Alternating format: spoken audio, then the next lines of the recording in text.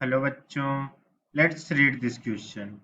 The question says that if m equal to the numbers of three-digit numbers of the form x, y, z with x comma z less than y and x is not equal to 0, then m upon 120 is. So the key concept for this question is summation of n natural number is given by n plus 1 divided by 2.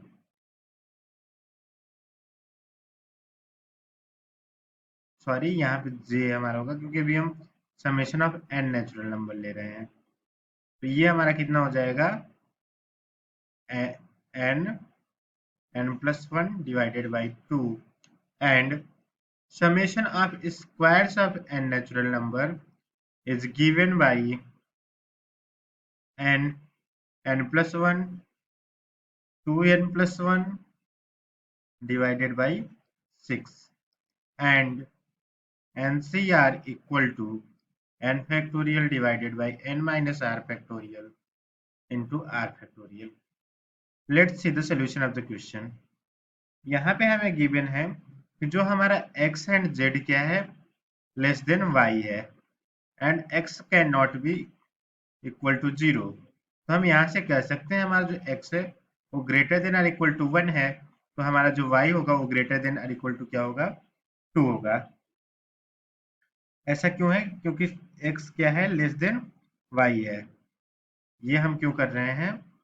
Since x is less than y।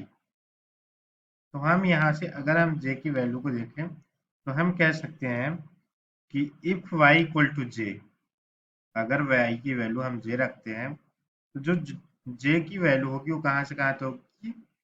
2 से लेके 9 के बीच में होगी। और तो यहाँ पे क्या होगा? Then x can take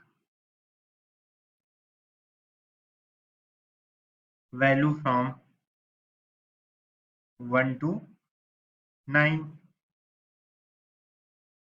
that is if y equal to j, then x can take j minus 1 values. और अगर हम z के बारे में बात करें तो z क्या करेगा? वो z वैल्यू को टेक करेगा, क्योंकि हम z पे तो हमारी लिमिट नहीं है कि z is not equal to 0। z हमारा 0 भी हो सकता है, इसलिए जितनी वैल्यू y की आएगी उतनी वैल्यू z की भी आएगी, तो z can take j values.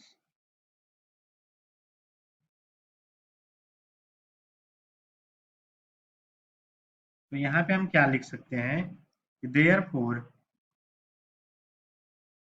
For each value of j, for each value of j, xyz can take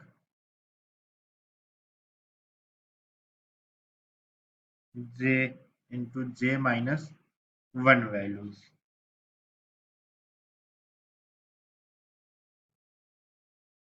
We can now get the answer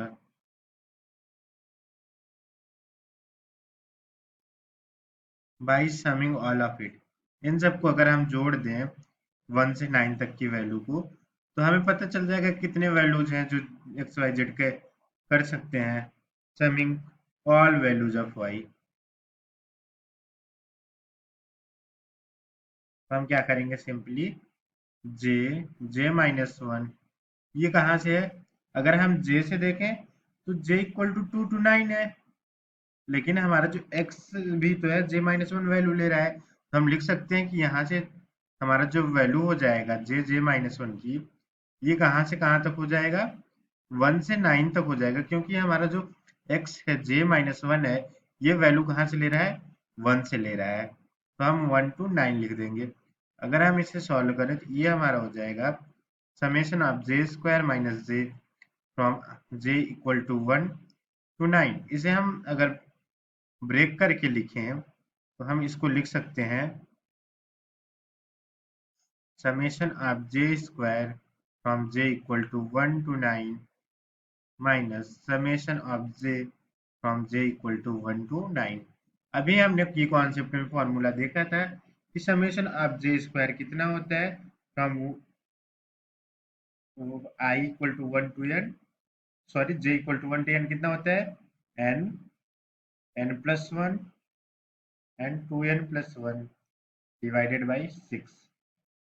यहाँ पे हमारी लिमिट की कहाँ से कहाँ तक है 1 से 9 तक है। तो ये हमारा हो गया ये, और j की वैल्यू क्या होती है समेशन ऑफ j, ये होता है n प्लस 1 डिवाइडेड बाई 2 हम 1 टू 9। अब हम n की जगह पहले 9 रखते हैं, फिर 1 रख के देखते हैं क्या मिलता है। अगर n की वैल्यू हम 9 रखेंगे तो हमें मिलेगा 9, 9 plus 1, 2 into 9 plus 1 divided by 6 minus 1 into 1 plus 1, 2 into 1 plus 1 divided by 6। ये तो हमारा हो गया समेशन ऑफ जे स्क्वायर का। और यहाँ से अगर हम इसे देखें तो ये हमारा हो जाएगा 9 into 9 plus 1 divided by 2 minus 1 into 1 plus 1 divided by 2। अगर हम इसे सॉल्व करते हैं तो ये हमें मिलेगा 285 minus 1 and minus of 45 minus of 1, जो कि हमारा हो जाएगा 284 माइनस 44 इक्वल टू 240। तो यहाँ से हमें m की वैल्यू, सॉरी यहाँ पे हमें m की वैल्यू कितना आई है, इसको हम यहाँ पे लिख लेते हैं।